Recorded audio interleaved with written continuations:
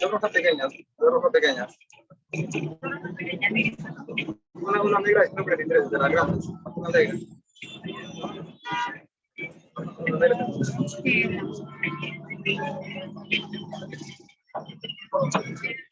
Vale, 143. Una.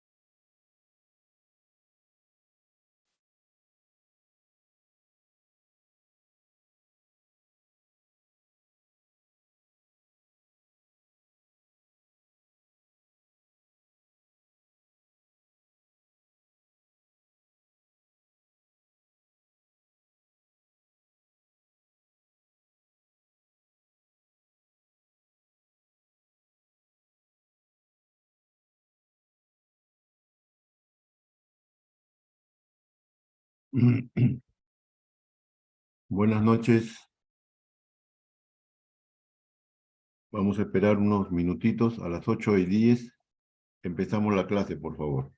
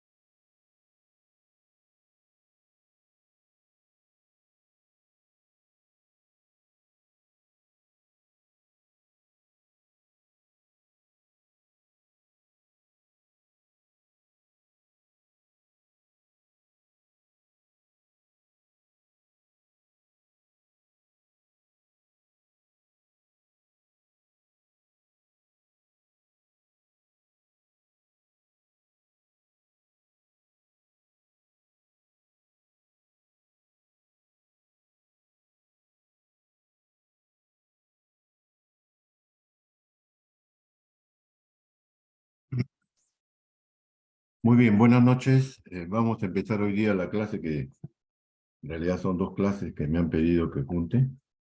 Así que es un poquito larga, pero trataremos de hacer lo menos aburrido posible. Voy a compartir.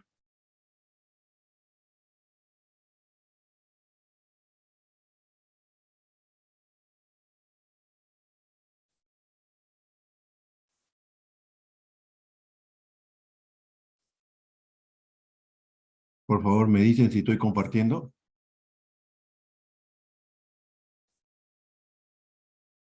Alguien que me diga si estoy compartiendo, por favor. Sí se ve, doctor. Ya, gracias. Muy bien, vamos a empezar a hablar sobre... Un momentito, por favor.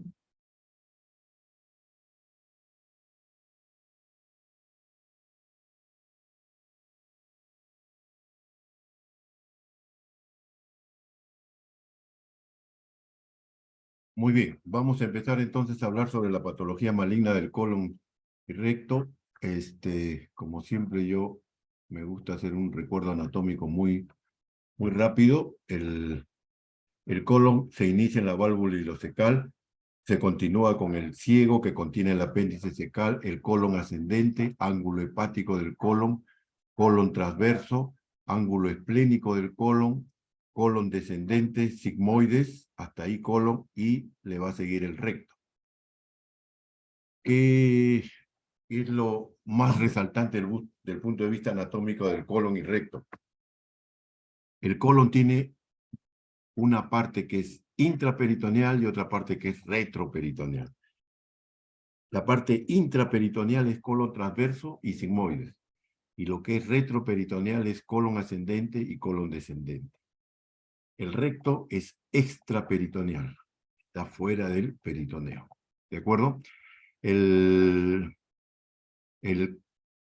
colon va a tener 3 capas, como casi todo el intestino. El epitelio o mucosa, que es un epitelio columnar glandular alto. La capa muscular, que tiene 2 fascículos, circular interna y longitudinal externa, y la serosa. Pero la capa muscular tiene los 2 fascículos, circular interno, que es igual que en todo el tubo digestivo, y también el fascículo longitudinal externo va a ser incompleto. ¿Qué significa esto? Que normalmente el fascículo longitudinal externo lo rodea en toda la circunferencia, en los 360 grados. Bueno, en el colon solamente hay 3 partecitas de este fascículo longitudinal externo. Y eso toma el nombre de tenias, que es lo que caracteriza al colon, ¿de acuerdo? Solamente encontramos tenias en el colon. Las dilataciones que hay entre tenia y tenia se llaman austras o austraciones. Ya dijimos esto. La irrigación va a estar dada principalmente por la arteria mesentérica superior, que va a irrigar el colon derecho, y el colon izquierdo va a estar irrigado por la arteria mesentérica inferior. El recto, ya les decía, va desde el sigmoides, donde termina el sigmoides, empieza el recto, y el recto va a terminar en la línea pectínea o línea dentada. Mide aproximadamente entre 12 y 15 centímetros con proctoscopio rígido. Lo vamos a dividir en 3 segmentos: recto superior, medio e inferior. El recto, vamos a tomar como base el margen anal, que va a ser los 0 centímetros, de 0 a 7, recto inferior, de 7 a 11, recto medio, y de 11 a 15, recto superior. Algunos le llaman a esto proximal, medio y distal. Es lo mismo, es lo mismo.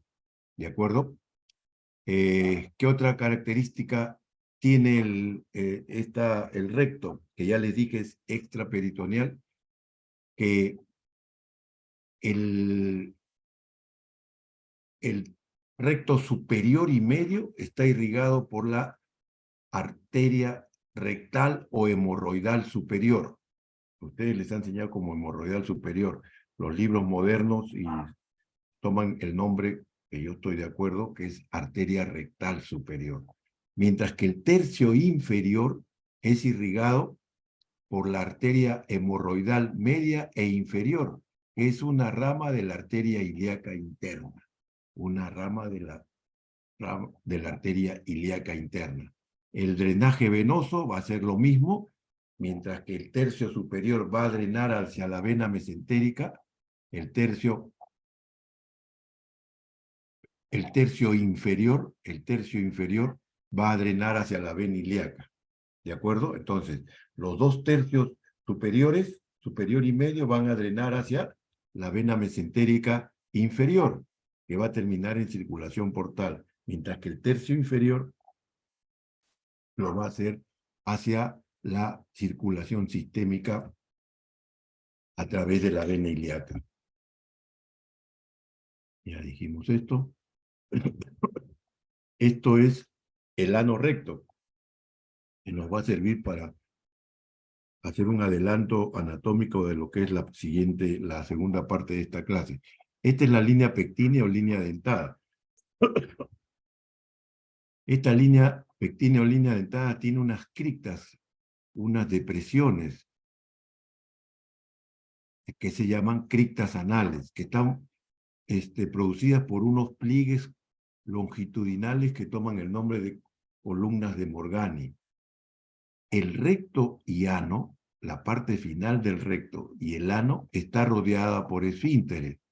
El esfínter anal interno y el esfínter anal externo. El esfínter anal interno es una condensación de la capa muscular del recto, por lo tanto es músculo liso involuntario, mientras que el esfínter anal externo está constituido por músculo estriado, que tiene 3 fascículos. El más importante, el pubo rectal, es músculo voluntario, ¿de acuerdo? Voluntario. Ya dijimos eso. Y vamos a hablar sobre los tumores colorectales y de los primeros que vamos a hablar son los pólipos. ¿Qué son los pólipos? Los pólipos son proyecciones de la mucosa hacia la luz. Desde el punto de vista macroscópico pueden ser pedunculados o pediculados cuando tienen una base de implantación pequeña y tienen un cuello largo y estrecho, o sésiles cuando la base de implantación es amplia. Acá viene lo más importante. Desde el punto de vista histológico pueden ser hiperplásicos, que son los más frecuentes, miden menos de 5 milímetros, siempre es benigno, no es una lesión premaligna. Tenemos pólipos amartomatosos, pólipos inflamatorios, que son menos frecuentes, que siempre son benignos. Y acá viene el otro pólipo que es el más importante de todos, que le han llamado pólipos neoplásicos. ¿Sí? Le han llamado pólipos neoplásicos. Inicialmente son benignos, pero que tienen la posibilidad de degenerar, de desarrollar un cáncer. ¿Cuáles son estos pólipos neoplásicos? Los adenomas. Decimos los pólipos adenomatosos, que de acuerdo a su estirpe histológica pueden ser tubular, túbulo velloso o velloso. ¿De acuerdo? Los más frecuentes, los adenomas tubulares, que generalmente son pediculados. Los adenomas vellosos, que son los menos frecuentes, 10%, son sésiles de gran tamaño que producen una diarrea, entre comillas, acuosa, que se acompaña de gran pérdida de potasio. En realidad no es diarrea, es la gran cantidad de moco que secreta este pólipo tipo adenoma velloso. Y la combinación de ambos, que es el adenoma túbulo velloso. ¿Por qué es importante esto? Les decía yo, pólipos neoplásicos, pólipos adenomatosos. En su carpeta cerebral, ahí teníamos una carpeta que le llamamos TIC. Este es el primer TIC de esta noche. Los pólipos adenomatosos son lesiones premalignas. ¿Sí? No todos van a desarrollar cáncer, pero una buena parte así lo hace.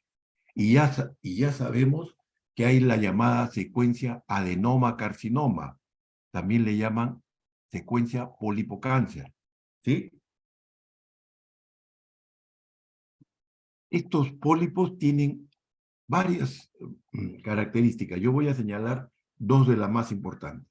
La más importante de todas es que estos pólipos son sincrónicos. Estos pólipos adenomatosos son sincrónicos. ¿Qué significa sincronismo? Que una misma lesión, un mismo tipo de lesión, puede estar presente al mismo tiempo en dos sitios anatómicos diferentes. Me explico con un ejemplo. Puedo tener un pólipo adenomatoso en el recto y un pólipo adenomatoso en el colon ascendente. O puedo tener un pólipo adenomatoso en el sigmoides y otro en el colon transverso. A eso le llamamos sincronismo. ¿Sí? Y les adelanto, si los pólipos adenomatosos son sincrónicos, el cáncer colorectal también es sincrónico. ¿Sí? Hay una transición de adenoma a carcinoma. ¿Cuánto dura esto? Aproximadamente 10 años. ¿Cómo hemos llegado a esa conclusión? Estadística americana, el pico más alto de incidencia de pólipos, 50 años. El pico más alto de cáncer, 60 años. Más o menos, algunos dicen entre 7 y 10 años. ¿Sí? Ya vamos a hablar sobre la poliposis adenomatosa familiar, que ahí no tienen un pólipo, tienen más de 100 pólipos, todos adenomatosos, y esos siempre van a terminar haciendo cáncer. ¿Sí? Este es un resumen de la clasificación que hemos hablado. Este es un pólipo adenomatoso, fíjense, tiene un pedículo más o menos grueso, y acá tiene un foco de adenocarcinoma, un foco de adenocarcinoma. Cuando hablemos de genética vamos a ampliar cómo ya conocemos casi todo. Cuando creemos que ya conocemos todo, siempre surge algo nuevo. Toda la secuencia desde un epitelio, una célula normal que termina produciendo un carcinoma o cáncer. ¿De acuerdo? Sabemos qué genes están interviniendo, qué genes están mutados. Eso lo voy a explicar mejor en la clase de oncología. ¿Cuál es el potencial maligno de estos pólipos? Atención, les doy un adelanto. Les doy un adelanto. Perdón, se está viendo la progresión de las... Me ha salido que está pausado esto. Alguien que me diga, por favor. Sí, ¿Está doctor, bien? se perdió la imagen. Se perdió la imagen. Voy a volver a compartir. Negro.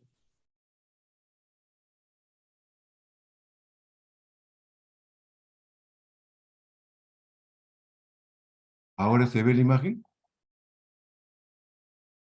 Jurar Crinche, ya. Listo. ¿Se ve ahora? Sí, ¿Se ve doctor. que progresa? Sí, ajá, está en Ya, potencial perfecto. maligno. Entonces, le decía, les doy un adelanto. 95% de los cánceres colorectales, repito, 95% de los cánceres colorectales empezaron como un pólipo adenomatoso, como un pólipo neoplásico. ¿Sí? 95%, casi todos, empezaron siendo un pólipo adenomatoso. Por favor, graben bien esto. Ahora bien, cuando el pólipo es más grande, la posibilidad de que genere cáncer es mayor. Si tengo uno de más de 2 centímetros, 50% de esos ya son cánceres. ¿Sí? Y ya dijimos que el que tiene mayor posibilidad de degenerar a cáncer es el adenoma velloso, 40%, y hay series que pueden llegar hasta 60%. ¿Cuál es el tratamiento entonces de los pólipos? Si el endoscopista, cuando hace el estudio endoscópico del colon, que se llama colonoscopía, ¿no? Encuentra un pólipo, este debe tratar de resecarlo, ¿sí? De resecarlo, lo que le llamamos polipectomía endoscópica. ¿De acuerdo? ¿Cuándo se dice que un pólipo que yo extraigo es suficiente si es que tuviera cáncer? A ver. Acá están, acá. Fíjense, esta es una imagen de colonoscopía y acá se ve un pólipo, fíjense el pedículo y la cabezota que tiene, y es grande, por lo menos tiene más o menos 2,5 a 3 centímetros. El endoscopista va a entrar con una pinza en asa, ¿no? Acá está el ejemplo, y lo va a ahorcar, entre comillas, quema, acá debería estar un poquito más arriba, más pegado a la pared, ¿no? Y extrae el pólipo. A eso se llama polipectomía. Fíjense esto de acá. Fíjense el cursor, acá se ve una imagen elevada. Acá entra la pinza con asa y lo van a ahorcar. Acá lo ahorcan.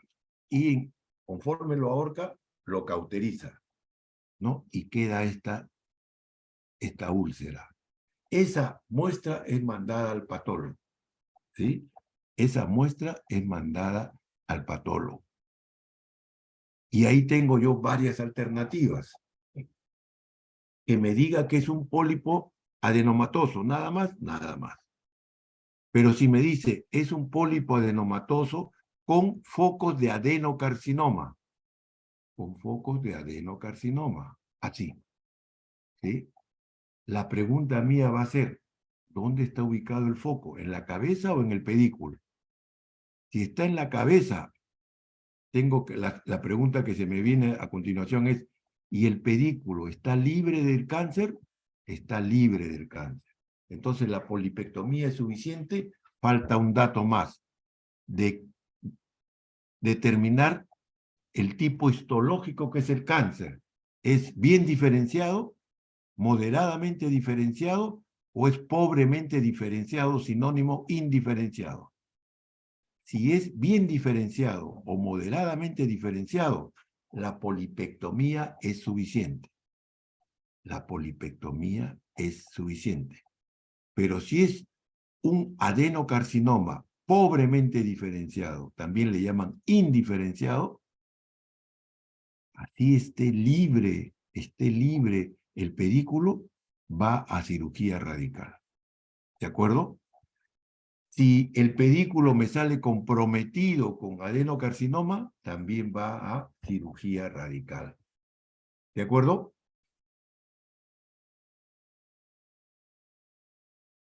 Bien, ahora hablemos de ya dijimos que eran los pólipos, y entonces existen varios síndromes que comprometen pólipos. El más conocido de todos, el síndrome de Peutz-Jeghers. ¿Cuál es el síndrome de Peutz-Jeghers? Es un desorden autosómico dominante, son lesiones hiperpigmentadas a nivel de los cambios mucocutáneos, en labios, mucosa oral, cara, lechos ungueales en los dedos, ¿no? Que pueden estar asociados a pólipos amartomatosos. Estos pólipos pueden sangrar o producir intussusección, tienen un riesgo de degeneración maligna. ¿El tratamiento cuál es? Remover los pólipos. La poliposis juvenil difusa, también un desorden autosómico dominante, comprende pólipos amartomatosos y adenomas. Fíjense, adenomas. ¿Qué hemos dicho de adenomas? Lesión premaligna. Las complicaciones pueden ser intussusección o invaginación. Y diarrea. Tiene 10% de riesgo de cáncer. ¿Sí?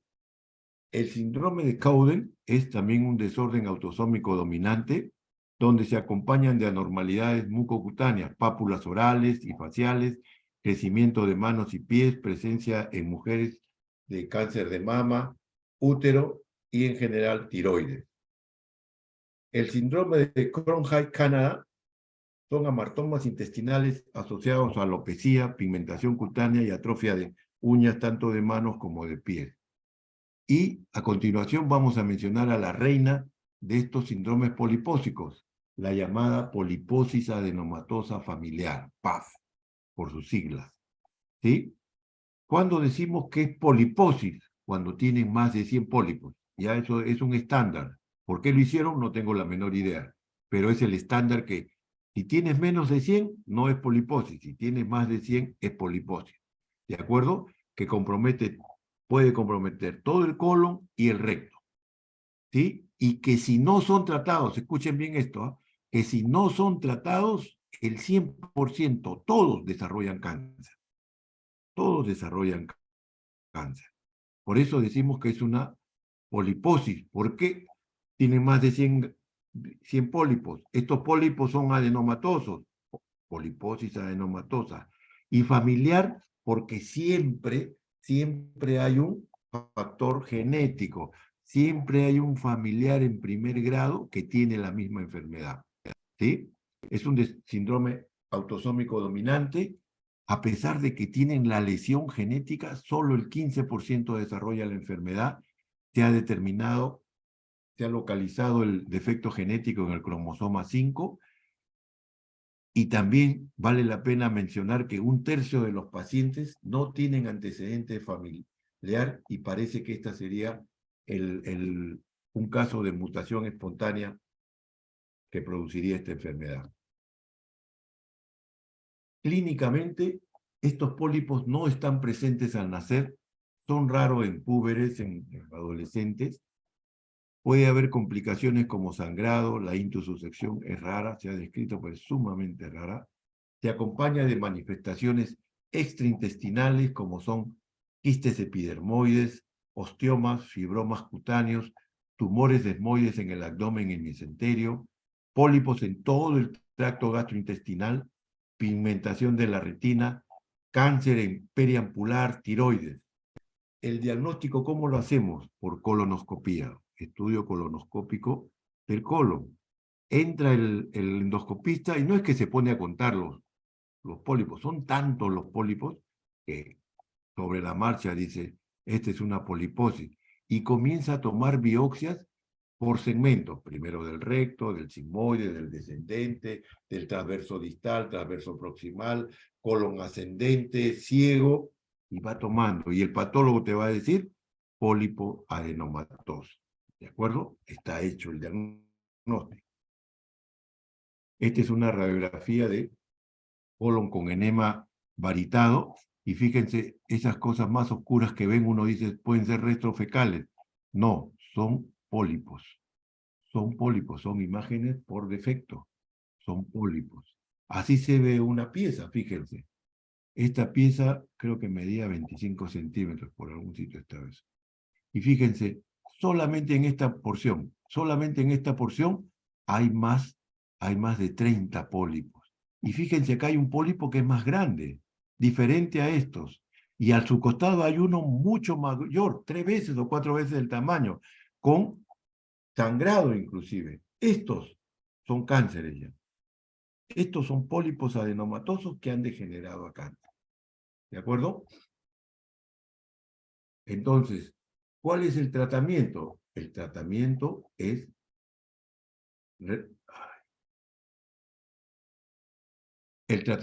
remover el colon antes que desarrolle cáncer. Si yo sé que todos los pacientes con poliposis van a terminar en cáncer, ¿qué tengo que hacer? ¿Esperar que aparezca el cáncer?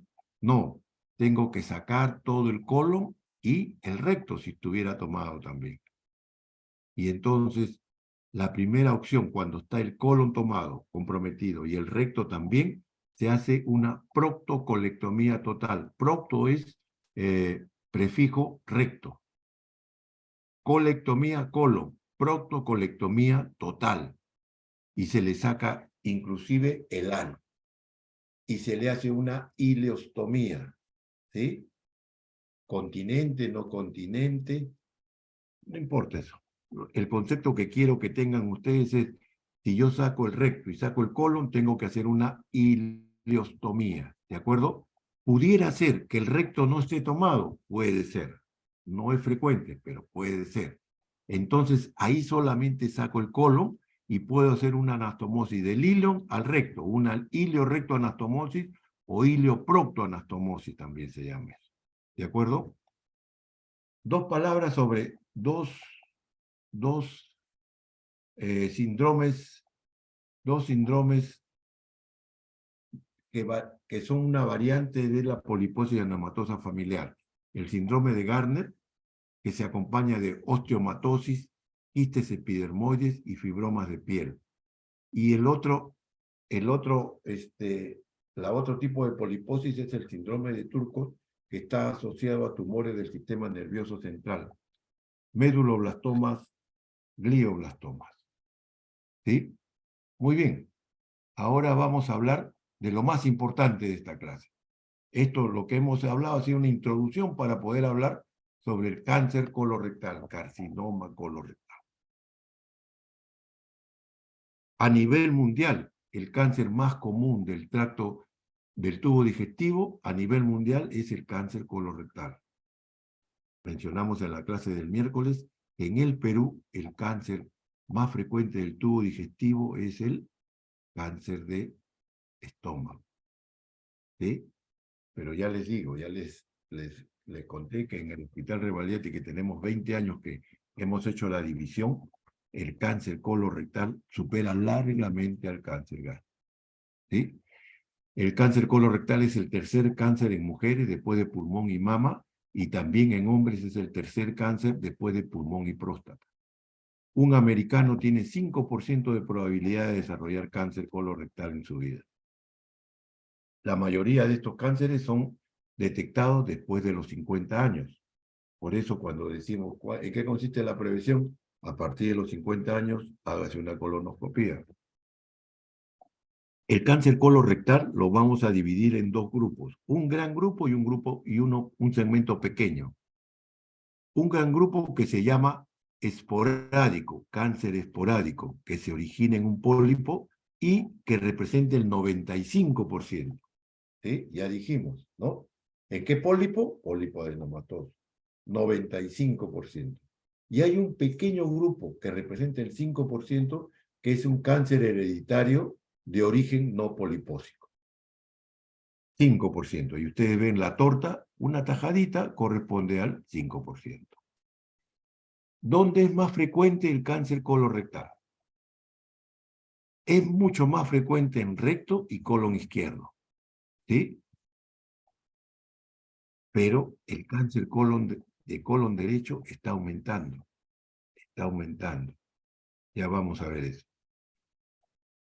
La etiología del cáncer, no estamos seguros de lo que conocemos. Conocemos algunas cosas a nivel genético, pero no tenemos la secuencia final. Lo que sí sabemos es lo que ya hemos mencionado, la secuencia pólipo-cáncer o adenoma-carcinoma. También sabemos que la enfermedad inflamatoria intestinal, cuando yo hablo de enfermedad inflamatoria intestinal, me refiero a dos enfermedades.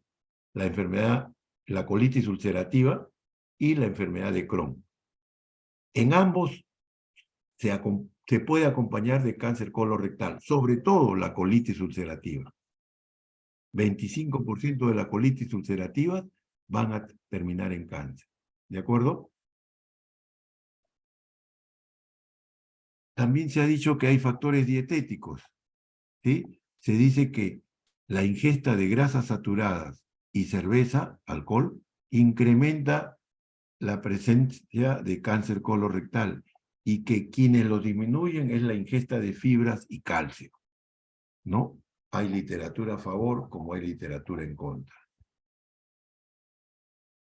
Esto es lo que yo les decía, fíjense, a nivel del colon izquierdo, recto y colon izquierdo, recto 20%, graben ese número, la unión recto-sigmoidea 10% y sigmoides 25%. Pero el colon derecho, colon ascendente, está subiendo, ya está en 25%. En nuestro medio, el transverso es menos del 5% y el descendente anda por ahí también. ¿De acuerdo? Quiero hablar ahora de esa tajadita pequeña, de esa tajadita pequeña.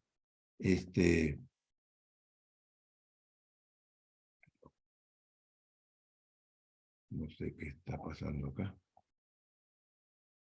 El carcinoma colorectal de sitio específico, estas son sus siglas en inglés, representa el 5% de los cánceres colorectales, y en este tipo de cáncer, atención, en este tipo de cáncer sí sabemos la secuencia, cómo cómo inicia y cómo termina en cáncer. ¿Sí? Y esto decimos, ¿por qué se produce? Por una inestabilidad microsatelital. Cuando hacen el estudio del genoma, del ADN, encuentran, habían unos puntitos redonditos, más gorditos, como si fueran, si tuvieras el mapa del universo, ves los planetas, bueno, a alguien se le ocurrió decir, sí, pues, pero es microscópico, como micros, como si fueran satélites. Y de ahí viene el nombre de inestabilidad microsatelital. Cuando hablemos de oncología, vamos a ampliar esto, pero para que sepan que cuando un DNA se replica, se convierte en dos nuevos DNA, pueden haber algunas fallas en la estructura, sobre todo a nivel de las bases nitrogenadas. La citosina siempre está unida a la guanina y la adenina está siempre unida a la timina. Cuando se cambian, nuestro organismo tiene un sistema de genes que se llama MMR, Mismatch Repair, en siglas en inglés, que son los que se encargan de determinar que ha habido una anómala unión, de repente la citosina se metió con la timina, y rápidamente modifica el error, lo rectifica y recién manda a la circulación ese nuevo DNA. Cuando esto falla, ¿qué pasa? Se forman DNA defectuosos, que van a formar parte de un núcleo, de una célula, de un órgano, de un sistema, y que en algún momento dan una orden para que haya un crecimiento, una proliferación desordenada y que no se puede regular. Ergo, cáncer. ¿De acuerdo? Se reconocen dos tipos de... quien lo describió fue un cirujano colorectal, Lynch, por eso toma el nombre de síndrome de Lynch. Se distinguen dos tipos de síndrome de Lynch. El síndrome de Lynch tipo 1, que es más frecuente en colon proximal, colon derecho, es sincrónico, hay un incremento en el cáncer sincrónico y, lo más importante, se presenta en gente joven, promedio 44 años. En general, un paciente con cáncer de colon recto menos de 50 años decimos que puede ser un síndrome de Lynch. Lynch, cuando lo describió, pensó que solamente esto era a nivel de colon y recto, pero es ilógico, o sea que solamente los DNA defectuosos van a ir a colon y recto, no, eso es poco creíble, ¿no es cierto? Y así es, pueden ir a cualquier célula, por eso se denomina síndrome de Lynch o síndrome de cáncer familiar, cuando va a formar parte de otros tipos de órganos y se produce el cáncer. Más frecuente, endometrio, ovario, mama, estómago, linfoma, páncreas, todo donde a ustedes se les ocurra.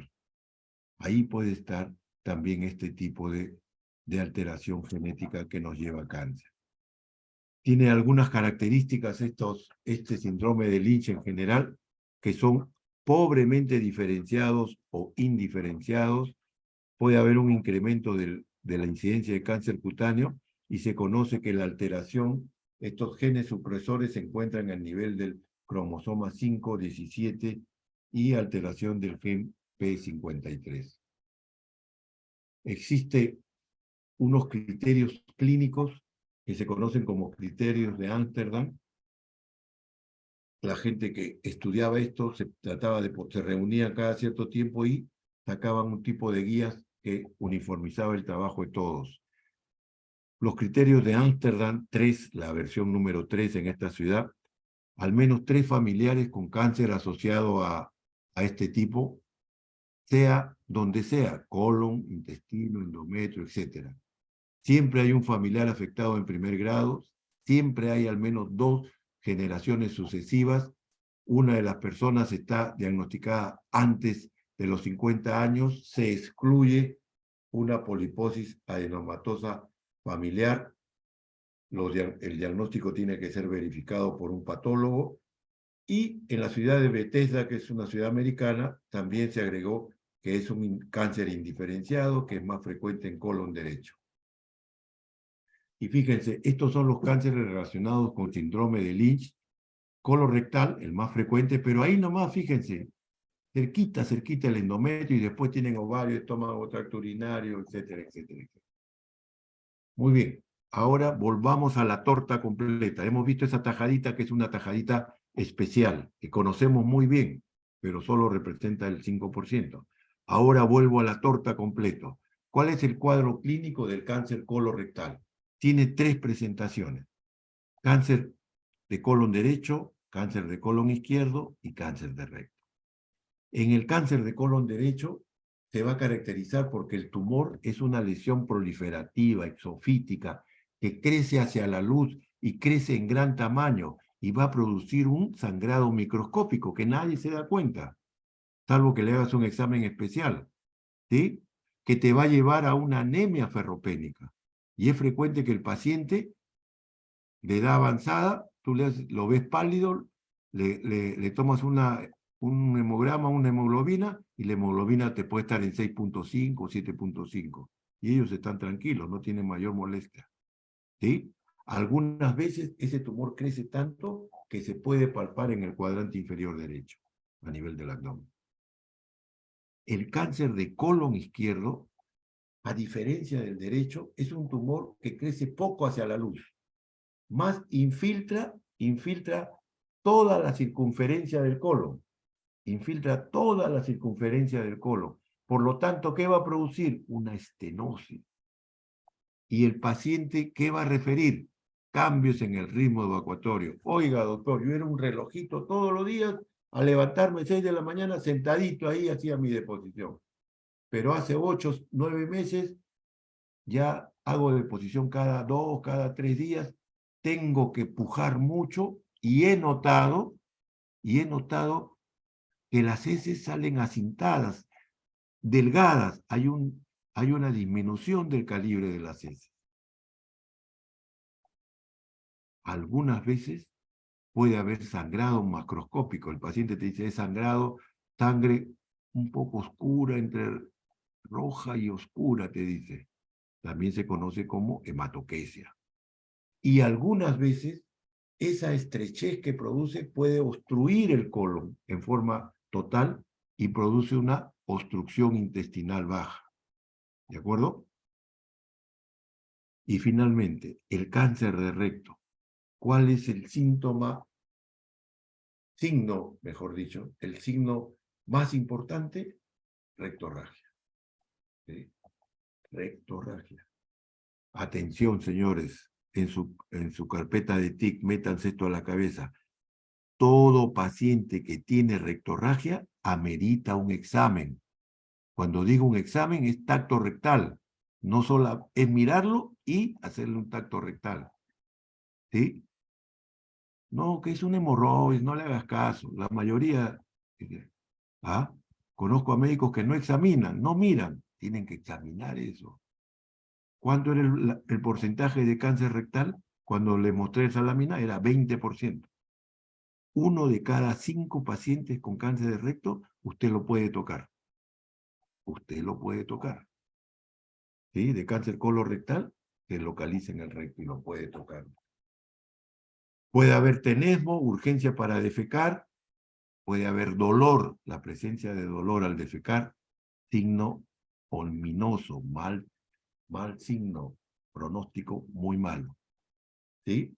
Muy malo. La evaluación del paciente, aparte de la evaluación normal, buscaremos en el examen de abdomen si se toca algo en el cuadrante inferior derecho, hay que hacer el tacto rectal, se puede hacer una proctosigmoidoscopía o ecografía endorrectal. En todos los pacientes se tiene que hacer colonoscopía. ¿Por qué se tiene que hacer colonoscopía en todos los pacientes? Salvo que esté obstruido, porque hemos dicho que el pólipo adenomatoso es sincrónico, por lo tanto el cáncer colorectal también es sincrónico. Y nos ha pasado que hemos operado un sigmoides y antes del año el paciente viene por un cáncer en el colon derecho. Y de repente, ¿y qué pasó acá? Nadie lo vio. Nadie lo vio. En un año no va a aparecer un cáncer nuevo. Entonces, siempre se debe hacer una colonoscopía para descartar que haya otra lesión, es decir, que haya un tumor sincrónico. Hay que tomar una radiografía de pulmones para descartar metástasis pulmonares. En el laboratorio tenemos que pedir, aparte de la batería normal, hemograma, bioquímica, perfil hepático, etcétera, etcétera, lo más importante, el antígeno carcino embrionario, del cual voy a tocar a continuación. Hay que hacer tomografía computada y cuando se trate de cáncer de recto, se hace resonancia magnética. En el cáncer de recto está indicada la resonancia magnética. Esta es una radiografía de colon con enema varitado. ¿Sí? Prácticamente ya casi no se usa este examen.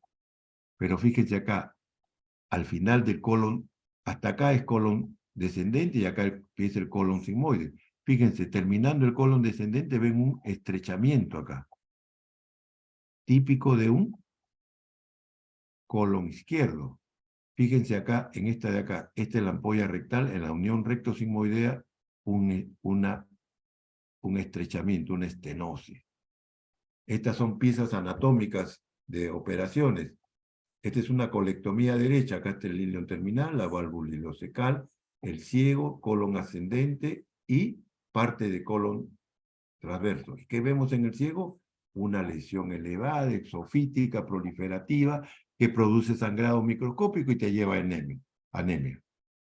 Diferente, fíjense esta radiografía de colon a nivel del colon descendente que ven acá, un estrechamiento, una estenosis, y acá sí parece el signo clásico que se llama manzana mordida, ¿cierto? Manzana mordida. Y ven cómo se ha sacado una parte, en este caso se ha hecho un segmento, en mi opinión, muy pequeño. Se ha sacado parte del tumor, el tumor nomás, pero debería haberse sacado un poco más. Y ven cómo la parte normal se aplana totalmente, pero la parte que está con el tumor está redondeada, lo afecta en toda su circunferencia, apenas se deja ver. Produce una estenosis, cambios en el ritmo evacuatorio, tienen que pujar mucho, disminución del calibre de las heces. Esta es la ecografía. La ecografía, así como en estómago y en esófago, nos ayuda ¿para qué? Para determinar el T. Obviamente, en el segmento que vamos a usarlo va a ser en el recto. En el recto. ¿De acuerdo? Nos va a permitir ver si el tumor pasa a la submucosa, llega a la capa muscular, pasa a la capa muscular, llega a la subserosa. O al tejido llega eso solamente el recto no tiene serosa, el recto no tiene serosa. ¿Sí? ¿Cuál es el tratamiento del cáncer de colon y recto? Es la resección quirúrgica. Es la resección quirúrgica. Cuando, dos palabras sobre la preparación del colon. El razonamiento es este, fíjense, si el colon está lleno de heces, ¿cómo yo voy a cortar, sacar una parte y volver a unir si está todas las heces ahí están contaminando? Entonces, se hace una limpieza, entre comillas, del colon. Se dan catárticos para producir una diarrea y limpiar el colon. Algunos dan antibióticos también. ¿Sí? Esa era la regla hasta que se demostró que cuando uno comparaba pacientes que se operaban con preparación versus sin preparación, no había diferencia estadística. Es más, quienes tenían una cierta tendencia a complicarse eran los que se preparaban colon. En muchas escuelas no preparan colon. En mi hospital, Hospital Revalliati, servicio de colon y recto, ¿qué hacemos? Cuando es colon derecho, no preparamos colon. Cuando es colon izquierdo y recto, siempre preparamos colon. ¿De acuerdo? Hay que determinar la presencia de metástasis para establecer el estadiaje. Y el fundamento es resecar el segmento comprometido con su pedículo linfovascular. A nivel del mesenterio van a estar los vasos sanguíneos, pero van a estar también los linfáticos. Por eso decimos pedículo linfovascular. Y se hace una anastomosis sin tensión. La terapia complementaria en cáncer de colon es la quimioterapia adyuvante. Ya dijimos cuándo es adyuvante, cuando es después de la operación. Y se usa 5-fluoruracilo con levamisol o con leucovorin. Hay unas nuevas alternativas, pero simplemente como comentario. Y esto es lo que sucede, fíjense. Si yo tengo el cáncer en el ciego, acá con la letra A, voy a sacar todo este segmento. Alguien me diría, pero ¿puede sacar 5 centímetros de aquí con 5 centímetros de acá? Sí, pero lo que nos interesa es sacar todo este pedículo linfovascular, porque ahí van a estar los ganglios y me van a servir para que yo haga un estadiaje, determine hasta dónde está avanzada la enfermedad. ¿De acuerdo?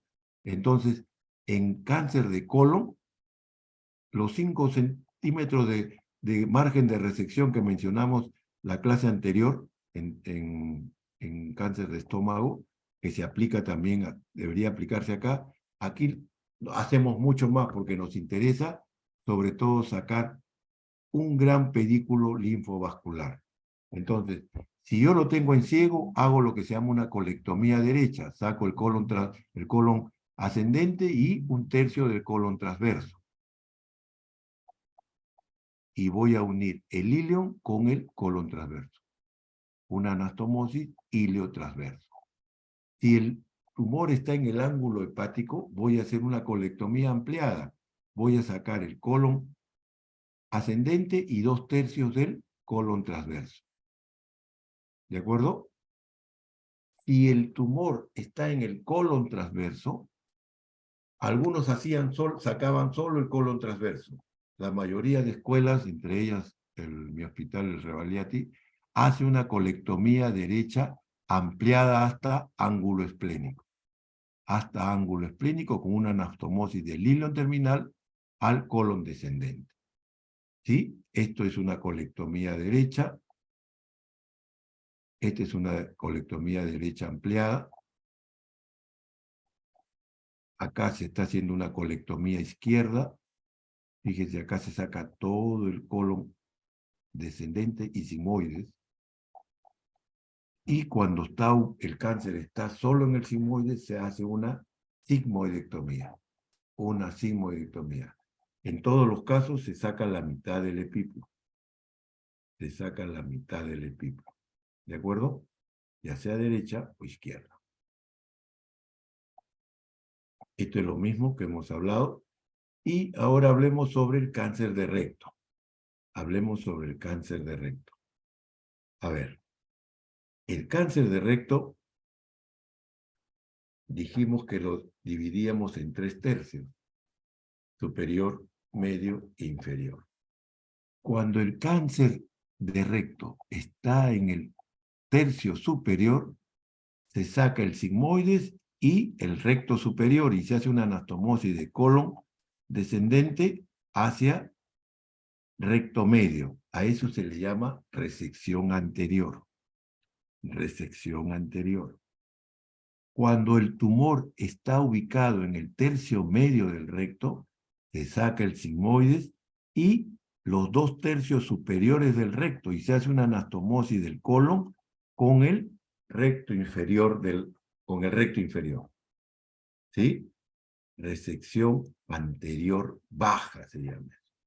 Resección anterior baja. Cuando el tumor está cerca de la línea pectínea, con el círculo rojo acá que ven ustedes, menos de 2 centímetros de la línea pectínea, se saca todo el recto llano y parte del sigmoide. A eso se le llama resección abdominoperineal y se hace una colostomía terminal. Se aboca el colon a la piel, a eso se llama colostomía permanente, de por vida. ¿Sí? Pero ¿qué pasa si tengo un tumor en el recto inferior, pero que está a 2-3 centímetros de la línea pectínea? Me da espacio, tela decimos los cirujanos, para cortar acá y sacar el recto superior, medio y casi la mayoría del recto inferior. Y hago una anastomosis del colon con prácticamente la parte más pequeña del recto inferior. A eso se le llama resección anterior ultra baja. Resección anterior ultra baja. ¿De acuerdo? ¿Qué otro principio tenemos que decir? Que el recto tiene en la parte posterior, sobre todo en la parte posterior, en realidad lo rodea todo, pero en la parte posterior es mucho más evidente el llamado mesorrecto. Mal llamado mesorrecto porque no es un meso, es una acumulación de tejido adiposo donde vamos a encontrar gran cantidad de ganglios. ¿Sí? Se ha demostrado que hay que sacar el mesorrecto en forma completa para mejorar la sobrevida del paciente. ¿De acuerdo? Actualmente, en el mundo, la gran mayoría de escuelas hacen lo que se llama neoadyuvancia. ¿Qué es neoadyuvancia? Darle quimioterapia y radioterapia antes de la operación, antes del tratamiento quirúrgico. La quimioterapia potencia los efectos de la radioterapia. Y en radioterapia, el efecto principal es que disminuye la recidiva local, ¿de acuerdo? Disminuye la recidiva local. Es un gran avance en el manejo del cáncer de recto. Ya lo vimos. Esto, fíjense, es una resección abdominoperineal. Se saca el sigmoide y se saca todo el recto y el ano con el aparato esfinteriano, y de acá se aboca a piel. Pero fíjense, tenemos que sacar el pedículo vásculo linfático, ¿de acuerdo? Donde están los ganglios. Esta es una resección abdominoperineal. ¿Cómo sería una resección anterior ultra baja? Prácticamente lo mismo, pero dejamos un pedacito de recto inferior. Y ahí hacemos la anastomosis. Algunos a esta anastomosis le llaman anastomosis coloanal, prácticamente por encima de la línea pectínea, casi cerca del ano. ¿Cómo ustedes saben que el recto está en la pelvis? La pelvis es una estructura ósea rígida. ¿Cómo hemos podido hacer anastomosis tan bajas? Gracias a la sutura mecánica, sobre todo a este aparatito que ven, el del medio, el stapler EEA, entero anastomosis stapler. ¿Sí? ¿En qué consiste? Fíjense, yo ya saqué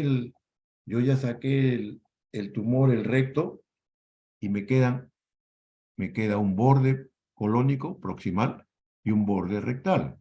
Hago una jareta, pongo este equipo, esta pirámide que está acá arriba, le llamamos ambil. Este ambil lo pongo en el colon y el aparato entra por el ano, ¿no? Se le hace la jareta y estos dos aparatitos se acoplan y se juntan y se dispara. El que está a nivel del ano, manejando el aparato, dispara y hace automáticamente una doble sutura con clips metálicos, ¿no? Y corta el resto y nos dejan dos donas y está hecha la anastomosis baja. ¿De acuerdo? Así hemos podido lograr hacer cada vez más anastomosis bajas. Esto ya lo voy a pasar rápidamente, es visto ya por la vía abdominal. Todas estas operaciones son hechas por vía abdominal. ¿Qué clasificación utilizamos? El TNM, ¿no es cierto? ¿Qué cosa es T? Es el tumor, ¿qué capas invade? ¿Qué capas del colon invade? Se quedó solamente en mucosa y submucosa, es un T1. Llegó a la capa muscular, es un T2. Pasó la capa muscular a la subserosa, es un T3. Pasó el peritoneo visceral o invade otros órganos, T4. N, ¿qué es? N0, no hay ganglios con metástasis, no hay ganglios con tumor. N1, si hay hasta 3. N2, hay de 4 o más, etc. Y M es M0, no hay metástasis, M1 hay metástasis. y hacemos nuestro cuadro de estadiaje. Es sencillo, es cuestión que le pierdan el miedo nomás. Fíjense, el estadio 1, 2 y 3 y 4, y por el otro lado el TNM. Fíjense, cuando yo tengo un T, que es T1, T2, o sea, está en la mucosa submucosa T1, T2 llegó hasta la capa muscular, pero no hay ganglios y no hay metástasis, es un estadio 1. Y fíjense la sobrevida. Vuelvo a repetir, la sobrevida está dada para 5 años. 85 al 95%. Si es un T3, pasó la capa muscular, llegó a la subserosa o perforó el peritoneo visceral, T4, pero no hay ganglios ni hay metástasis, 60-80% de sobrevida. El T3 puede ser cualquier T, pero basta que haya un ganglio comprometido, uno o varios, ¿sí? Pero no hay metástasis. Estadio 3, fíjense la sobrevida, 30-60%. Cuando es estadio 4, ¿cuándo es estadio 4?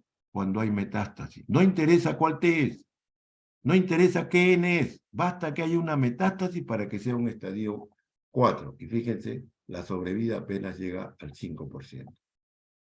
Esta otra clasificación también nos ayuda para el manejo posoperatorio.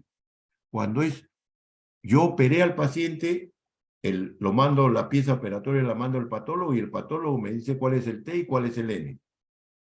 La metástasis, la M, yo lo establezco clínicamente por los estudios que se han hecho, tomografía, radiografía de pulmones, ecografía hepática, etc. ¿Sí? Yo establezco si es estadio 1 o estadio 2, atención con lo que voy a decir, solo tratamiento quirúrgico. Solo tratamiento quirúrgico. Cuando es un estadio 3, va a quimioterapia. Tratamiento adyuvante.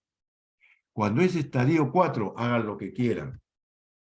Está permitido, no está permitido, pero todo el mundo dice por si acaso, puede ser este 5% que puede llegar a los 5 años. ¿Sí? Para eso también nos sirve esta clasificación. ¿Cuál es el seguimiento que hacemos a los pacientes? A los pacientes lo vemos cada 3 meses los 3 primeros años. Y el cuarto y quinto año lo vemos cada 6 meses. ¿Sí? Recuerden, lo que yo les digo a mis pacientes, la mayoría sabe el diagnóstico y les digo, usted ha sido operado, está yendo bien, está asintomático, pero no está curado.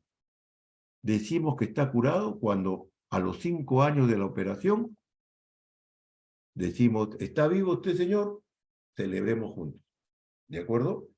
Hasta los 5 años no hablamos de curación, hablamos de control de la enfermedad. ¿De acuerdo?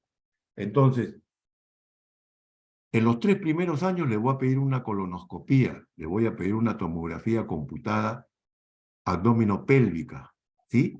Pero cada 3 meses le voy a pedir el antígeno carcino embrionario. ¿Qué es el antígeno carcino embrionario? Es el indicador más sensitivo de recurrencia de cáncer colorectal. Es un marcador tumoral. Cuando hablemos de oncología también voy a hablar del marcador tumoral TEA.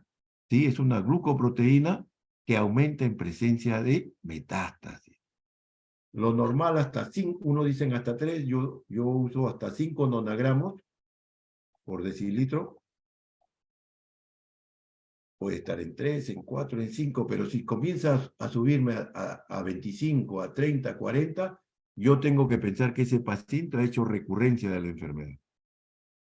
¿Sí? Que ha vuelto la enfermedad. ¿Y dónde puede volver? A nivel de la anastomosis, a nivel hepático, a nivel pulmonar, u otro tipo de lesión. Por eso comienzo a pedir endoscopía baja, ecografía, tomografía. ¿De acuerdo? Para eso nos sirve el CEA. Muy bien, hasta ahí lo que es patología tumoral colorectal. ¿Alguna pregunta? Esta clase está más larga que la del miércoles, ¿no? ¿Alguna pregunta? Ninguna. Entonces paso inmediatamente a hablar de patología anorrectal. Y la primera patología que voy a hablar es incontinencia anal. A ver, ¿qué es la incontinencia anal? Normalmente todos en este momento tenemos el esfínter anal, que ya les mencioné, hay un esfínter anal interno, externo, el interno involuntario, el externo voluntario. Todos tenemos el esfínter anal cerrado, contraído. Cuando tenemos el estímulo defecatorio, vamos al baño, relajamos nuestro esfínter y se produce la evacuación. ¿Qué es la incontinencia? Es una disfunción de este esfínter. Este esfínter no cierra en forma adecuada y deja escapar contenido fecal. Se han descrito muchas causas de efectos mecánicos, lesiones post-episiotomía, lesiones post-fistulotomía, ya vamos a hablar de eso, traumas anorrectales, causas neurogénicas, lesión del nervio pudendo, enfermedades neurológicas sistémicas como esclerosis múltiple, enfermedades sistémicas como esclerodermia o diabetes mellitus y otras enfermedades. El cuadro clínico, el paciente primero le va a decir que tenía incontinencia a gases, se le escapaban algunos flatos que no podía controlar, pero que luego, cuando tenía alguna diarrea, se le escapaba la diarrea y por último se le escapan ya las heces sólidas, ¿no? El examen más importante acá, clínicamente uno rápidamente hace el diagnóstico, el examen es el tacto rectal y uno tiene que evaluar la contracción del esfínter anal. ¿De acuerdo?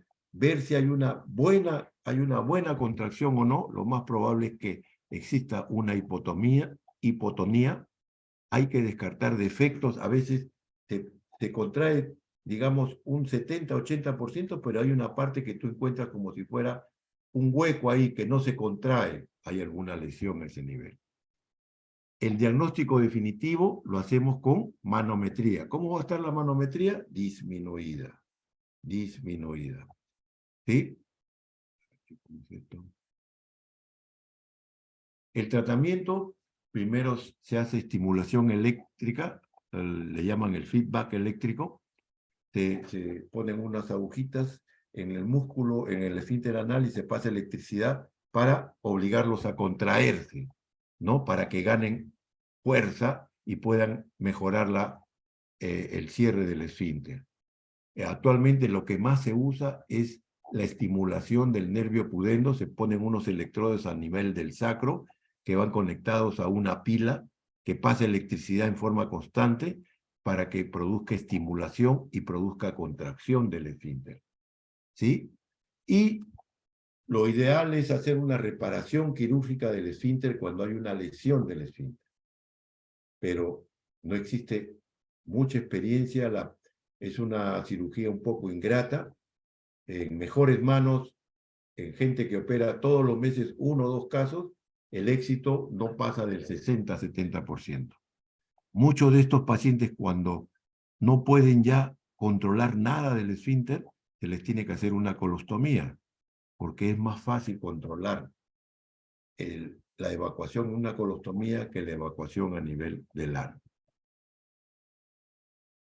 Acá ven ustedes parte del esfínter anal externo, que es el pubo rectal, que produce la contracción. 2 palabras sobre el prolapso rectal. ¿Qué es el prolapso rectal? Es la salida, la protrusión del recto a través del ano, conteniendo todas sus capas. ¿Sí? Como ven acá ustedes, por ejemplo, en la A. Pero a veces acá sale con todas sus capas. ¿Cuáles son las capas del recto? Son 2. Mucosa y capa muscular. Y se produce una invaginación, una intussusección externa. Cuando el paciente puja va a decir, doctor, me salía un bulto que yo después me lo acomodaba y desaparecía. Pero conforme avanzaba, llegó un momento en que ya no se quiso retirar, ¿no? Hay que diferenciarlo del prolapso incompleto, cuando es solo mucosa. ¿Cuál es la diferencia? Que los pliegues acá van a ser circulares, mientras que los pliegues aquí van a ser longitudinales. ¿Sí? Este es el ejemplo. Aquí fíjese cómo sale todo el recto. con todas sus capas. Es una intussusección interna, mayor incidencia en enfermos con tratamiento o psiquiátrico, más frecuente en mujeres que en hombres, 10-1. Se dice que en mujeres están predispuestas cuando son operadas de histerectomía, en mujeres ancianas. Acá hay una discusión si tiene relación con el número de hijos. Hasta hace poco decían que no, ahora último le di una revisión que sí tiene relación con el número de hijos que han tenido. Lo cierto que el recto, que normalmente está fijada a la cara del sacro, como que se cede esta fijación y se sale el recto, ¿no? Se sale el recto. Generalmente está asociado a estreñimiento, que tengan que pujar mucho, y también se asocia a una hipotonía efisteriana por edad avanzada. Clínicamente, ¿qué tenemos? El paciente le va a decir que tiene una tumoración en el ano al pujar y le puede producir dolor y sangrado. ¿Sangrado por qué? Porque esa mucosa no está acostumbrada a estar en contacto con el medio ambiente. Entonces se va a inflamar. Hay una inflamación de la mucosa y lleva sangrado. Algunas veces puede obstruirse, se encarcera, ¿sí? Se estrangula, hay una compresión de la irrigación y se produce una isquemia y necrosis. Y otras veces también se acompaña de incontinencia. Este es un ejemplo de uno de nuestros pacientes, fíjense. Así se veía cuando el paciente pujaba. Y ya, en este caso ya lo tenía en forma permanente, se sentaba de costado. Fíjense, vista frontal, vista lateral. ¿Ven los pliegues cómo son circulares? Este es un prolapso total. Las complicaciones es que ya no se hace, que sea irreductible, como es el caso que hemos presentado, que puede haber estrangulación y necrosis, que hay una inflamación, ulceración y hemorragia. ¿Cuál es el tratamiento? El único tratamiento es quirúrgico, ¿sí? Y se puede hacer un abordaje por vía transrectal o por vía abdominal, ¿sí? La que mejores resultados da es por vía abdominal. Se hace una disección del recto y se hace una fijación del recto con una malla, ¿de acuerdo? Con una malla. Fíjense acá, fíjense, se ha liberado el recto, se ha disecado, se pone una malla en el sacro que rodea el recto. Este es una de las técnicas. Hay otras técnicas más o menos parecidas que pueden darle una idea de cuál es el tratamiento quirúrgico. Y así queda. Esta malla va fijada al sacro y esta malla fija al recto para evitar que caiga y salga. Hablemos ahora de una cosa que es bastante común y que seguramente en algún momento, si no es un familiar, un amigo o un paciente le va a consultar. La enfermedad hemorroidal. ¿Qué son las hemorroides? La mayoría de ustedes va a contestarme que son dilataciones venosas. Falso. Las dilataciones venosas se llaman varices. ¿Sí? En el organismo, en forma normal, todos los seres humanos tenemos lo que se llaman 3 almohadillas hemorroidales. Estas almohadillas hemorroidales están formadas en gran porcentaje por tejido venoso, pero hay un vaso arterial, hay tejido conectivo. ¿Cuál es la función de estas almohadillas hemorroidales? No se conoce bien. Se postula que intervienen en la continencia, ayudan a la continencia. Los hemorroides los clasificamos en 2 tipos, hemorroides internos y hemorroides externos. ¿Cuál es la línea divisoria? La línea pectínea. Los que están localizados encima de la línea pectínea son los hemorroides internos y van a estar cubiertos por mucosa rectal. Y esto es importante, ¿por qué? Porque la mucosa rectal no duele, ¿de acuerdo? La mucosa rectal no duele. Los que están por debajo de la línea pectínea, ¿sí? Van a estar entre la línea pectínea y el margen anal, son los hemorroides externos y van a estar cubiertos por epitelio escamoso o epitelio de transición, llamamos. ¿De acuerdo? Y esto sí duele. Y esto sí duele. Hablemos de los hemorroides externos. Clínicamente, ¿cómo se presentan? La historia es bien típica. El paciente te va a decir, doctor, me vino un dolor intenso en el ano, me despertó o me apareció bruscamente. Cuando me fui a tocar en el ano, me toqué un bulto. Me asusté, doctor. Y van a la emergencia. ¿Sí? Rara vez sangra tanto. Rara vez sangra. Pero puede sangrar también. ¿El tratamiento cuál es? Se puede cortar y sacar el coágulo. Los hemorroides externos tienden a hacer una complicación que se llama trombosis, se forma un coágulo y eso produce intenso dolor. Entonces se puede dar un cortecito previa anestesia y se saca el coágulo, calma el dolor. ¿El tratamiento ideal cuál es? Sacar el paquete hemorroidal externo. Sacar el paquete hemorroidal externo. Las hemorroides internas, atención con esto, pónganlo también en su carpeta de tip. Las hemorroides internas, yo le decía, son 3 paquetes que tenemos todos. ¿Sí? Si lo ponemos en la posición litotómica o ginecológica, serían 3, 7 y 11. Para que se acuerden. 2 derechos y 1 izquierdo. ¿Sí? Del paciente, obviamente. ¿Sí? Si yo lo pongo en posición navaja sevillana o genupectoral, ¿cómo sería? Sería 1, 5 y 9. Al revés, ¿no? Practiquen esto ustedes. ¿Ah? En litotómica, 3, 7 y 11. En genupectoral, 1, 5 y 9. Las hemorroides internas las clasificamos en grados, de primer a cuarto grado. Primer grado, sangran pero no prolaxan. Cuando digo prolaxan es que salen a través del ano, ¿sí? No prolaxan. Tú lo ves que salen hacia la luz del ano recto. Segundo grado, son hemorroides que prolaxan, salen hasta afuera, cuando pujan, dejan de pujar y se reducen, vuelven a su sitio. Segundo grado. Tercer grado, al pujar salen, pero no se reducen espontáneamente, sino es con ayuda digital o instrumental.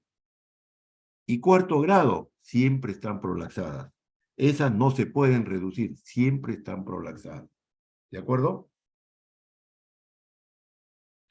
Fíjense, acá tenemos un paquete hemorroidal, 2 paquetes hemorroidales, 3 paquetes hemorroidales. ¿En qué posición está el paciente? 2 derechas y 1 izquierda. El paciente está en posición genupectoral o navaja sevillana. Está de espaldas hacia nosotros. ¿Sí? Las hemorroides internas clínicamente, ¿cómo se presentan? El paciente te va a decir, doctor,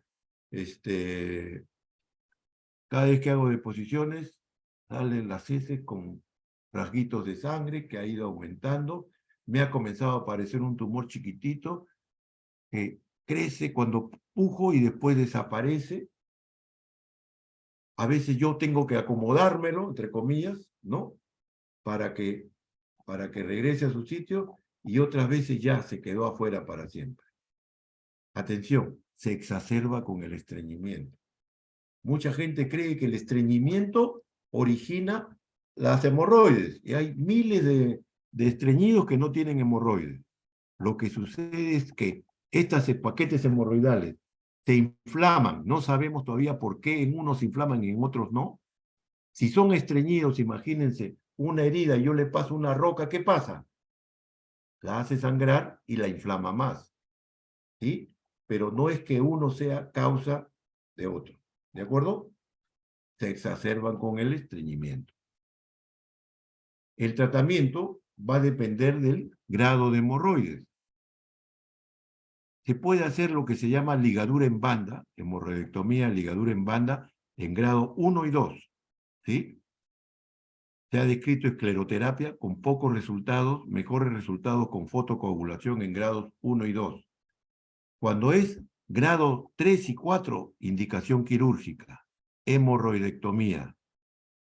Dos técnicas. Milligan-Morgan es una de las más conocidas y hay otra que se llama la Whitehead. Los nombres es lo de menos. ¿Eh? Fíjense acá, para reforzar lo que hemos dicho. ¿Dónde está la línea pectínea? Acá está la línea pectínea. Este es un corte transversal, acá está la línea pectínea. ¿Dónde está el paquete hemorroidal? Por encima de la línea pectínea, hemorroides internas. Por debajo de la línea pectínea, hemorroides externas. Hemorroides internas, los tres paquetes, 1, 5 y 9, posición genopectoral. Hemorroides, esta es línea pectínea, hemorroides debajo de la línea pectínea. Tú clínicamente ves una parte oscura, a través de la piel que lo rodea, ves un punto, no un punto, es una redondela más oscura, hemorroides externos. Así se ven, fíjense.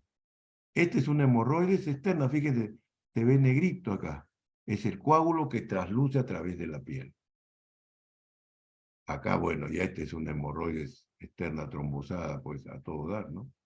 Y estas son hemorroides internas prolapsadas, grado 4, ya no se reducen con nada. ¿De acuerdo? ¿Cuál es la hemorroidectomía en banda? Que está indicada para segundo grado, sobre todo. El primer grado generalmente es tratamiento médico. Toman una de los paquetes y le pasan una banda elástica en la base.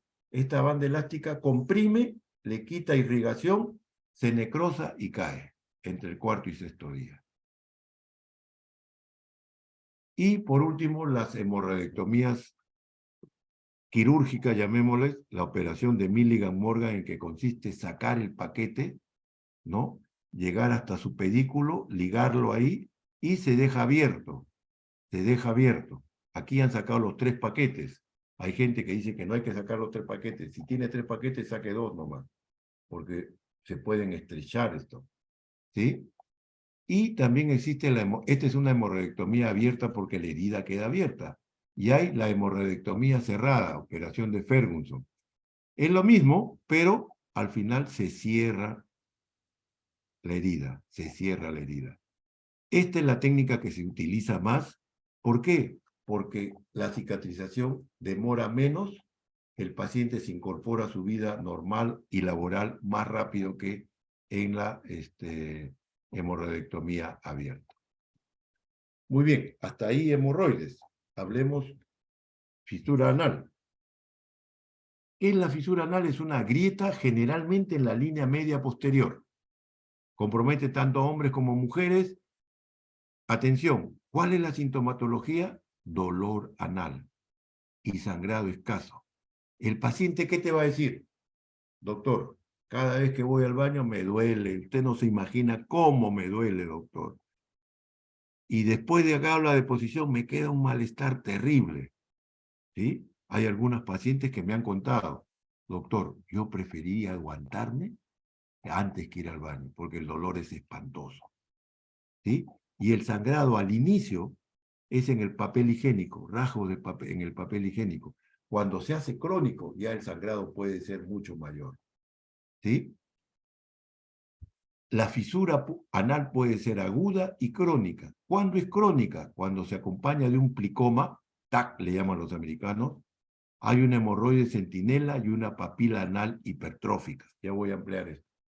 ¿Sí? ¿Cuál es el tratamiento? Evitar el estreñimiento con una dieta rica en fibra. Se puede hacer dilatación anal, no es recomendable. Se pueden usar relajantes musculares en forma tópica, nitroglicerina, isorbide, nifedipino, por ejemplo. ¿Cuál es la fisiopatología de la fisura anal? Hay una hipertonía del esfínter anal. Entonces, se ha demostrado que produciendo una relajación, no es una relajación que te lleva a hacer la deposición, no. Es una relajación que permite que la irrigación llegue con más facilidad. Los pacientes responden bien al tratamiento médico. Cuando este fracasa, se hace la cirugía. ¿En qué consiste la cirugía? Si hay una hipertonía del esfínter, el tratamiento consiste en cortar parte del esfínter para relajarlo. Obviamente acá viene el expertise. Si yo corto mucho, ¿qué le produzco? Incontinencia. Entonces, por eso muchos cirujanos no les gusta hacer esta operación. ¿De acuerdo? Perdón. Aquí, fíjense, esta es la fisura anal, este es el plicoma, ¿sí? Este es el plicoma, que es un pliegue cutáneo que mucha gente cree que es hemorroides, hasta médicos. Yo hago en la calle proctología. Me dicen, el doctor me ha dicho que tengo hemorroides, es un plicoma, es un pliegue cutáneo. La fisura anal puede haber una hemorroide centinela acá, pequeñita, y una papila hipertrófica. Eso habla de una fisura anal crónica. Fíjense, porque hay que diferenciar una aguda de una crónica. Una aguda puede ser traumática, generalmente por relaciones sexuales o violaciones. ¿Sí? En la aguda solamente voy a encontrar la fisura. ¿Sí? Mientras que en la crónica encuentro el plicoma, la papila hipertrófica y la hemorroide centinela. Y acá hay un par de ejemplos. Fíjense la fisura enorme acá. Acá, fíjense la fisura acá. Y este pliegue cutáneo se llama plicoma. ¿De acuerdo? La papila hipertrófica no siempre está presente. ¿De acuerdo? Pero uno puede ver los bordes blanquecinos, irregulares, que te hablan ya de una cronicidad aparte del tiempo que tiene el paciente. ¿De acuerdo?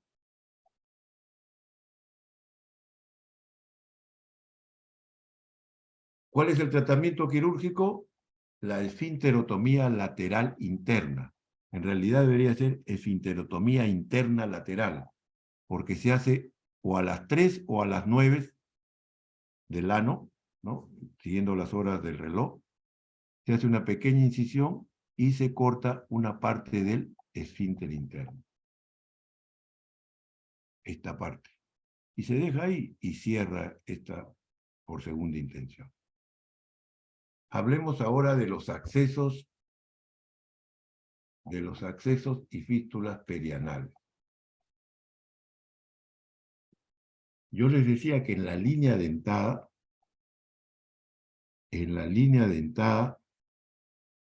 existen unas glándulas, las glándulas anales. Uno dicen entre 7 y 12, varía según lo que usted revise. Bueno, la hipótesis más aceptada es que esta glándula se obstruye y su contenido, que está contaminado con heces y por supuesto con millones de bacterias, comienza a producir un acceso. Produce un acceso. ¿De acuerdo? Entonces, estas glándulas se obstruyen, no drenan hacia la línea dentada y su crecimiento determina un acceso.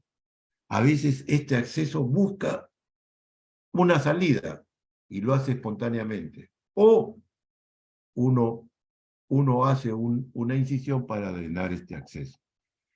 El acceso se clasifica según su ubicación anatómica: perianal, interesfinteriano, isquiorrectal y supraelevador. Y acá tenemos el perianal, el interesfinteriano entre los dos esfínteres, el que se ubica en el isquioanal y el que está por encima del músculo elevador del ano, el supraelevador. ¿Sí? ¿Cuál es la clínica de estos pacientes? Estos pacientes van a llegar a la emergencia generalmente, a su consultorio pudiera ser también. Le van a decir: doctor, usted le dice: señor, siéntese. No, no me puedo sentar, doctor, me duele. Y parado también me duele, pero más me duele sentado. Tengo un dolor en el ano que no me deja, doctor. No me deja ni caminar, no sé qué hacer. Tengo malestar general, me da un poco de temperatura, fiebre, te va a decir. Tú le examinas y, por ejemplo, acá que ves, hay un edema en esta parte del glúteo, está de espaldas el paciente, a nivel del lado derecho del paciente, con flogosis. Si tú lo tocas, está renitente. Acceso perianal. Acceso perianal. ¿Cuál es el tratamiento? Drenarlo. Drenarlo. ¿Sí? Atención.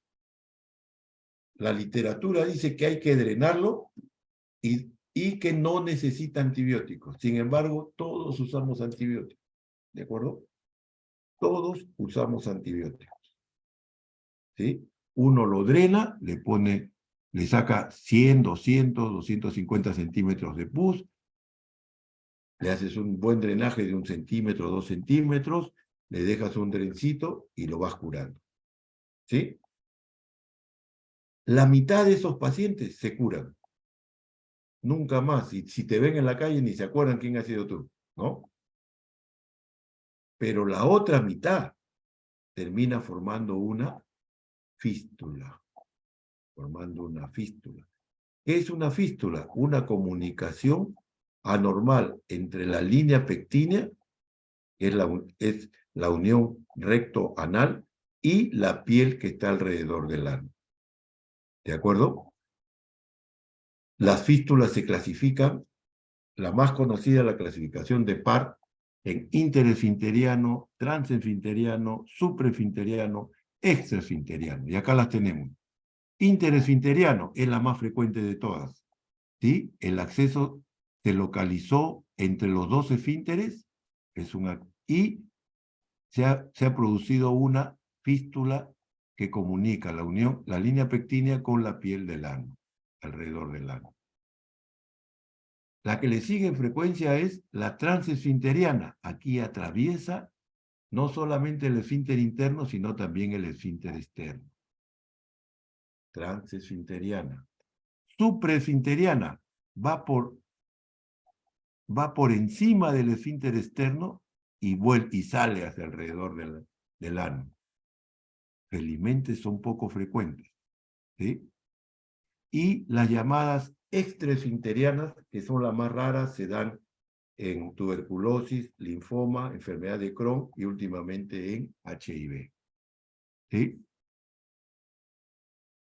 Esto va a ser importante cuando hablemos del tratamiento quirúrgico. Existe lo que se llama la regla de Guxal. ¿Qué dice la regla de Guxal? Esta de acá está mejor. El ano lo dividen en dos partes, anterior y posterior. En este caso, el paciente lo estamos examinando en genus pectoral, en navaja sevillana, de espalda. ¿Sí?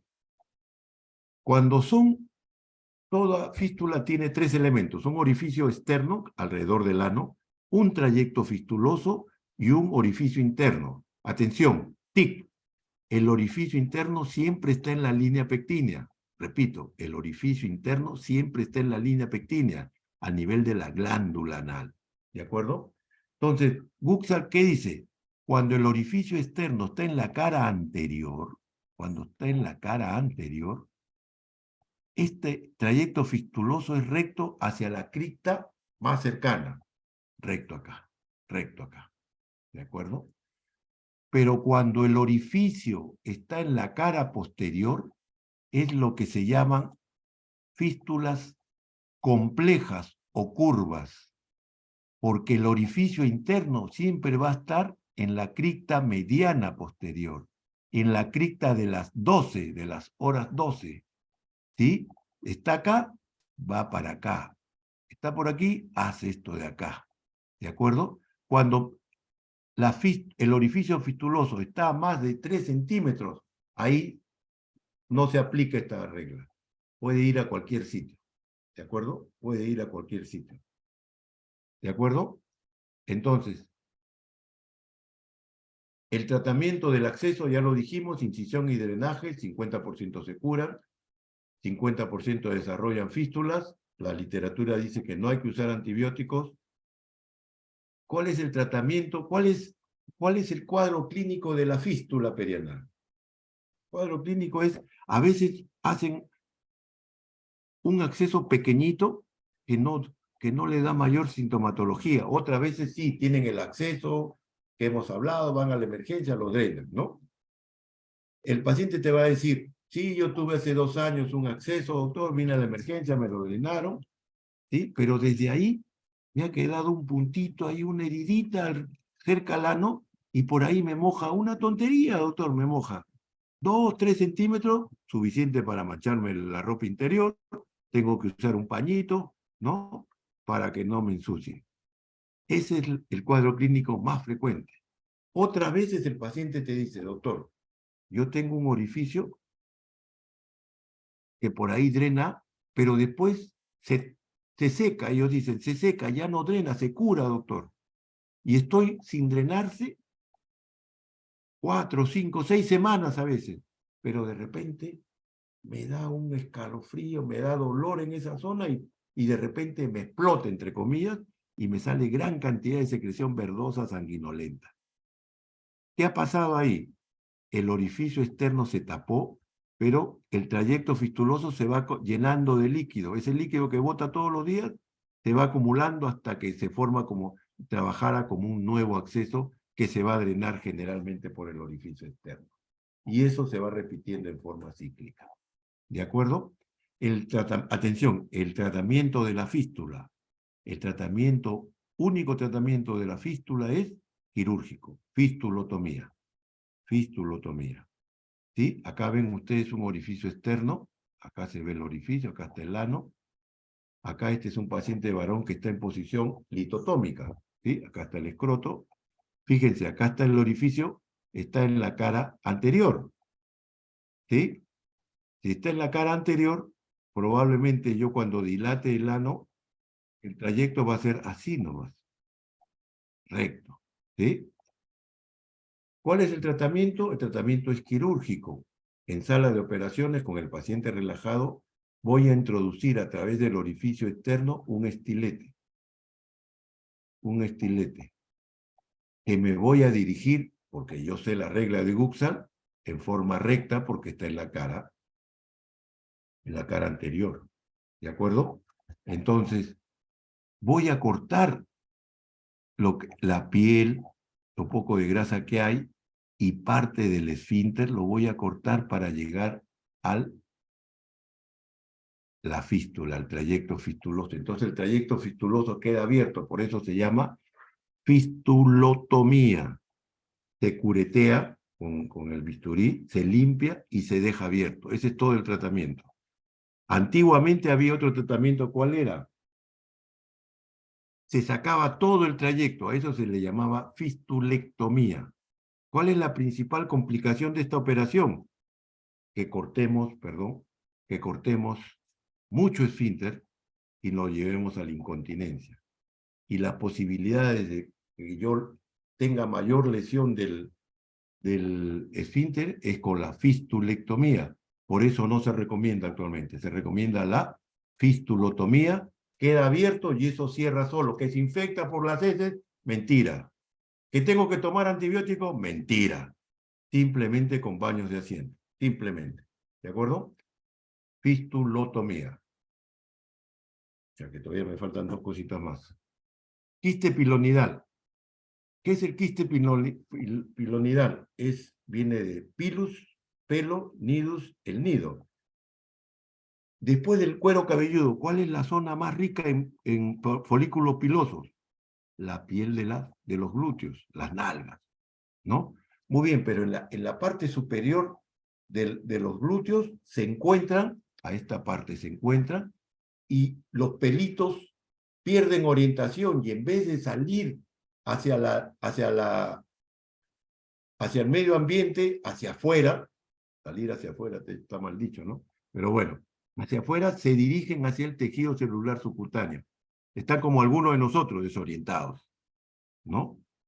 Y aunque usted no lo crea, el organismo reconoce al pelo como cuerpo extraño y lo rodea, le forma una cápsula para excluirlo, y a eso se le llama quiste pilonidal, ¿sí? Por eso decimos infección subcutánea crónica, reacción a cuerpo extraño. ¿A qué? A pelos, ¿sí? Más frecuente en hombres, en la pubertad hasta los 40 años, generalmente gorditos, estamos fregados los gorditos, ¿sí? Como son gorditos, a veces ni cuenta se dan, ¿sí? Ni cuenta se dan.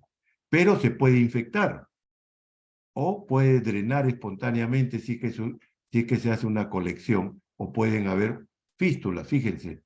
Este es el pelito, este es el pelo normal, ¿sí? Aquí este es el folículo piloso, el organismo no está en contacto con el pelo. Pero si el pelo se metió para adentro, le forma una capa, una bolsita que lo rodea, ¿de acuerdo?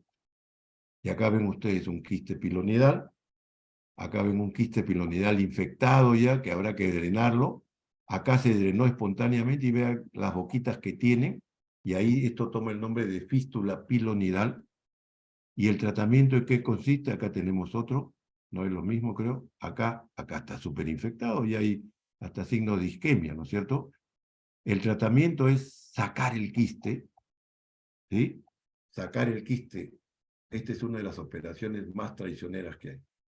Uno saca el quiste, se va bien a los costados, lo saca completito. Tengo pacientes que el patólogo me dice, el quiste está completo, y el paciente está regresando al 1 año y medio con otro quiste. Es una enfermedad con un alto índice de recidiva.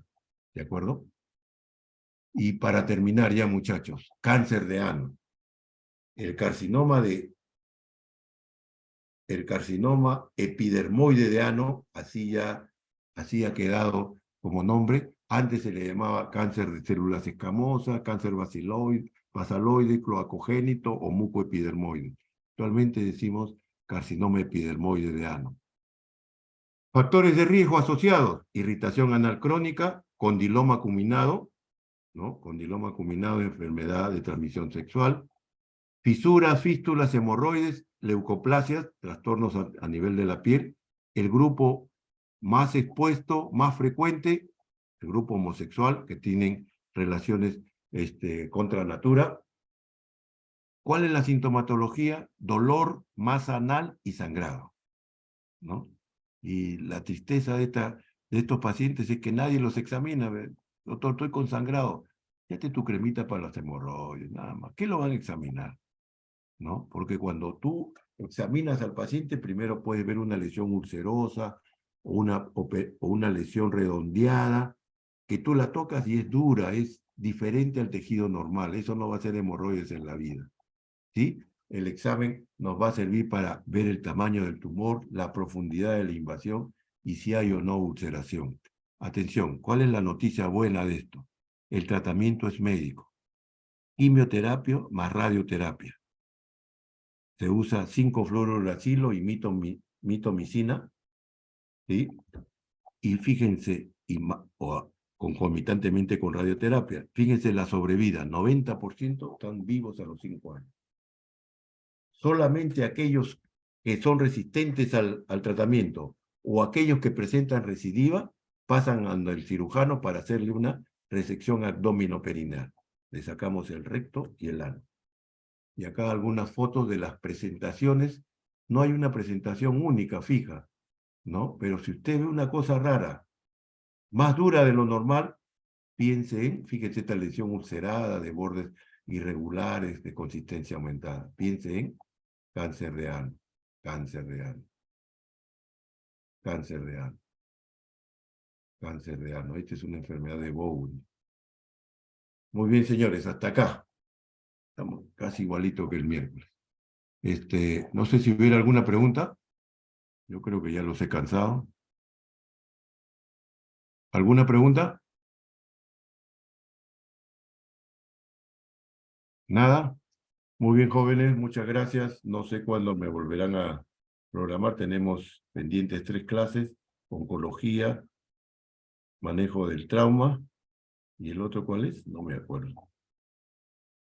Trauma, o 2 más, no sé qué más. Oncología, bueno, ya veremos. Muy bien, muchas gracias, hasta luego. Hasta luego, Gracias, doctor. Muchas Muchas gracias. gracias, doctor. Gracias, doctor.